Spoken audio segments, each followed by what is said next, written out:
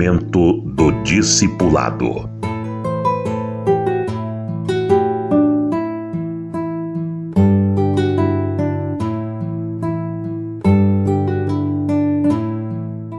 No discipulado, inocula-se a preciosa semente no coração do discípulo. Pois há muitas maneiras de se tocar uma igreja. Uma delas é a que é mais comum hoje, é a massificação. Arranja-se um salão, aluga-se, ornamenta-se, ajeita-se para ficar agradável e começa a fazer propaganda para as pessoas virem, para fazer reunião, para cada um receber a sua bênção. Ali, ninguém conhece ninguém e ninguém tem compromisso com ninguém. Cada um vai por interesse para receber a sua bênção, assistir show, demonstrações de alguma coisa, cantores e testemunhadores, enfim, eles vão assistir. A igreja é muito diferente disso. A igreja não é uma empresa religiosa.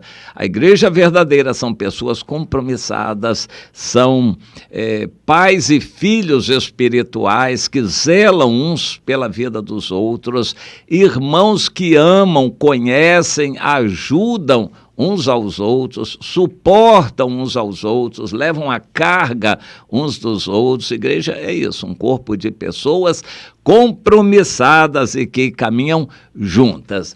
Mas acontece que pessoas assim não aparecem por acaso.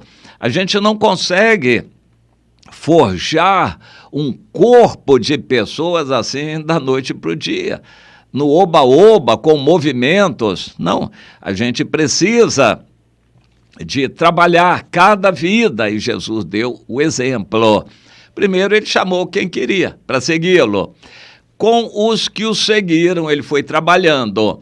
Uma das maneiras de Jesus trabalhar é que ele saía. Sem dar aviso prévio, ele ia embora da cidade. Porque Jesus saía de cidade em cidade?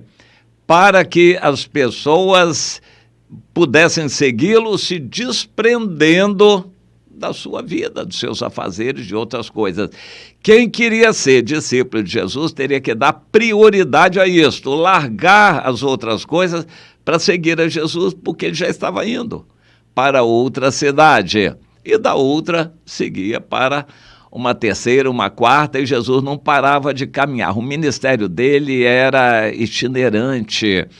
Ele fazia isso para que as pessoas pudessem ser provadas. A maioria não conseguia, porque eram pessoas que tinham família, tinham trabalho, não conseguiam seguir a Jesus. Mas alguns consideravam aquilo de tamanha importância que largavam tudo para seguir a Jesus. E esses foram sendo filtrados, separados, para deles, Jesus escolher os 12, depois os 70. Jesus estava separando os discípulos para poder se dedicar mais a eles e se dedicar melhor, ensinando e supervisionando. Jesus conhecia pessoalmente todos os discípulos mais próximos dele.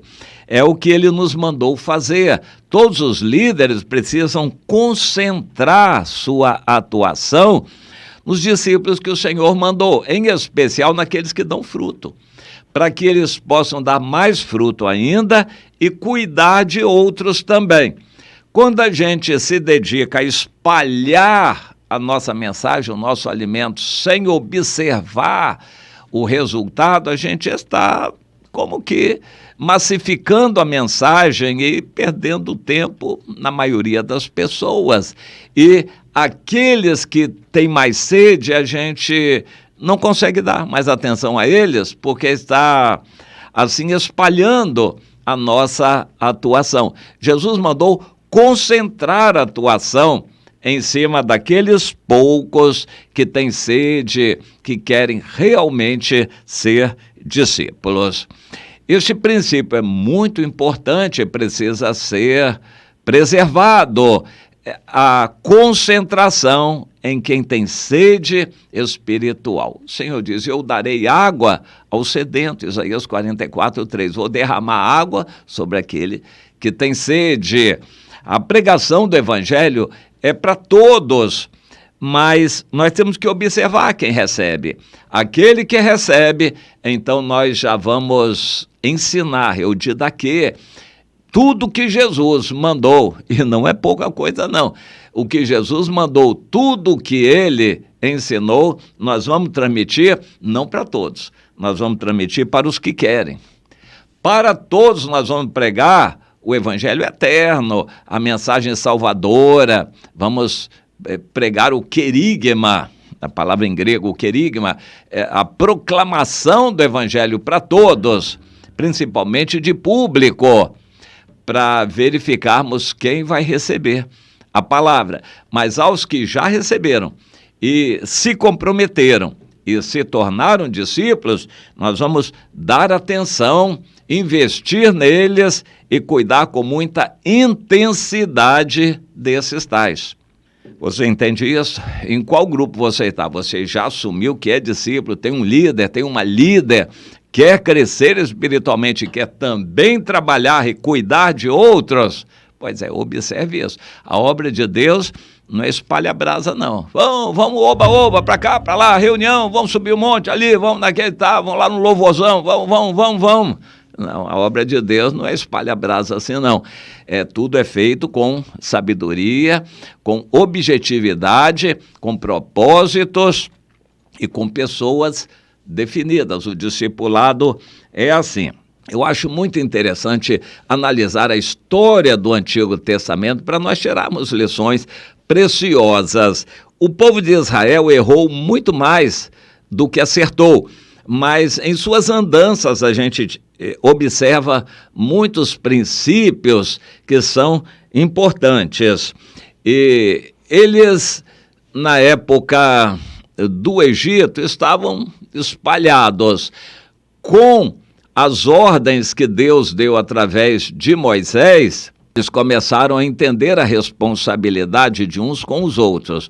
Famílias, tribos, liderança nas famílias, liderança nas tribos, e depois a separação de sacerdotes, que primeiro foi feita com os primogênitos, depois parece que não deu certo. O Senhor separou uma tribo sacerdotal, a tribo de Levi, mas dentre a tribo de Levi separou uma família, a família de Arão, para ser especificamente de sacerdotes que entrassem na presença do Senhor. Os sacerdotes teriam que ser preparados.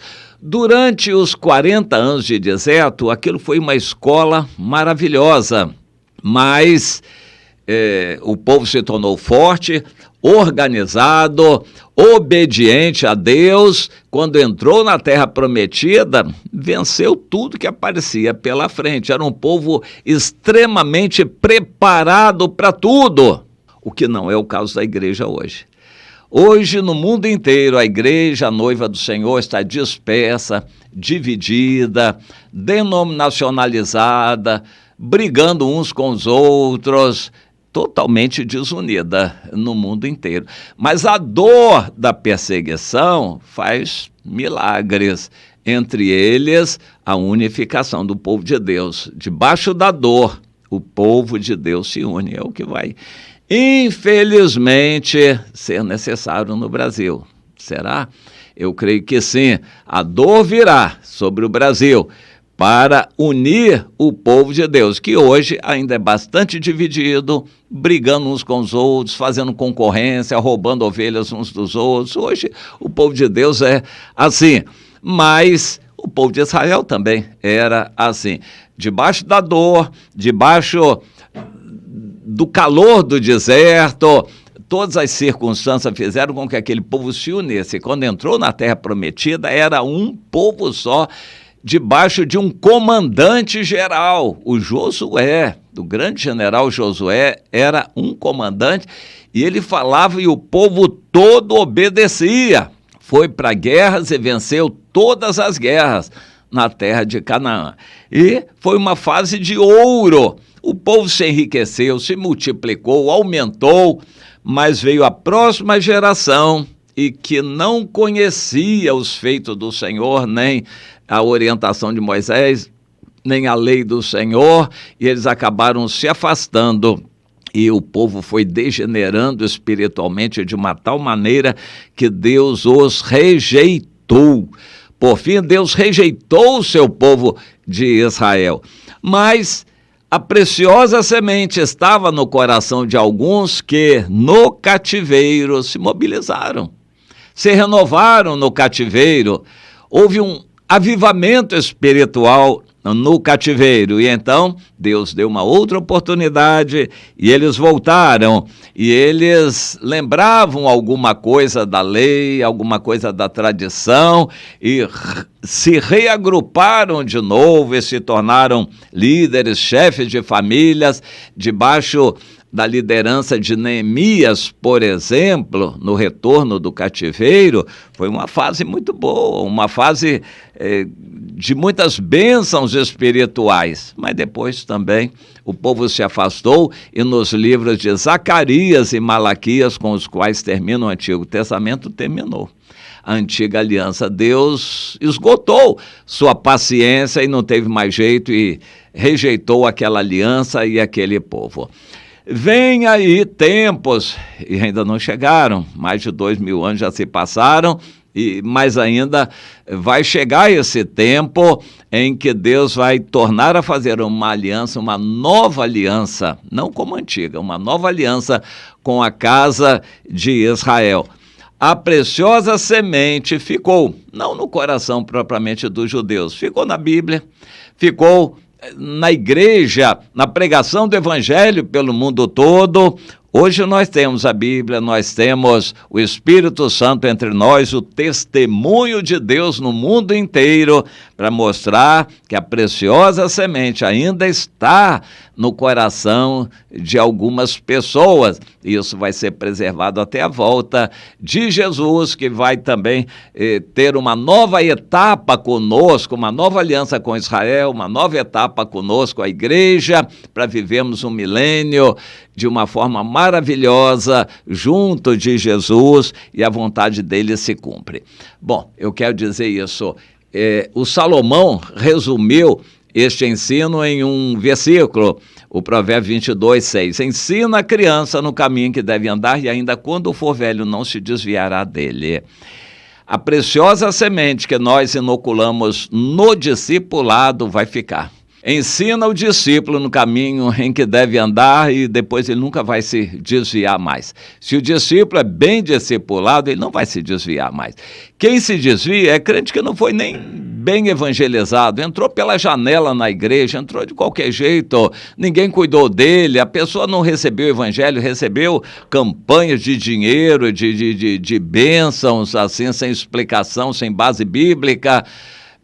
Mas quem foi bem discipulado, em geral, não se afasta. Quem se afasta, em geral, é quem não foi bem discipulado. Ensina o discípulo no caminho que deve andar, e ainda quando ele crescer e o tempo passar, não se desviará do caminho do Senhor. Entenda este princípio. Tem-se que evangelizar direito cada pessoa. Não tem que receber muitos de uma vez só a granel na igreja, não. Tem que se discipular cada um dos irmãos. E é assim que Deus quer para nós. Que Deus nos dê essa bênção, essa direção de entendermos isso, para você entender que o que você pode fazer de melhor para Deus é concentrar sua atenção em poucas pessoas que ouvem você e discipulá-las, transmitir o que você tem que aprender, o que recebeu de Deus, para que essas pessoas com essa semente no coração possam ganhar outras e outras também. Entenda isso, meu irmão, entenda isto, minha irmã.